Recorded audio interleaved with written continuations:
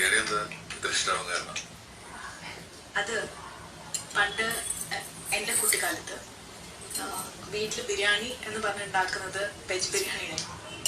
ഇവിടെ വന്ന് ഈ ബിരിയാണി കഴിച്ചപ്പോഴാണ് മനസ്സിലായത് ആലു പുലാവ് ഇതാണ് ബിരിയാണി. പിന്നെ അത് കഴിച്ചു കഴിഞ്ഞിട്ട് കിട്ടുന്ന ഒരു നീന്തുണ്ട്, അത് നീന്തോ ഉറക്കം.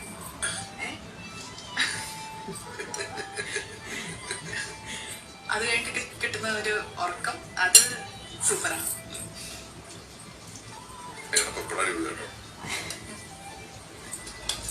ഷിപ്പിലെ ഷെഫല്ലേ?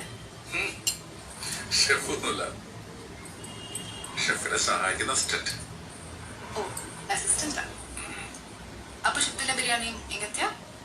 അല്ലല്ല, ഇങ്ങനത്തെ ബിരിയാണി ഷിപ്പിലില്ല. ഷിപ്പിൽ മലയാളികൾ മാത്രമല്ലല്ലോ, അവിടെ വേറെ കുറെ സീറ്റ്സ് ഉണ്ട്.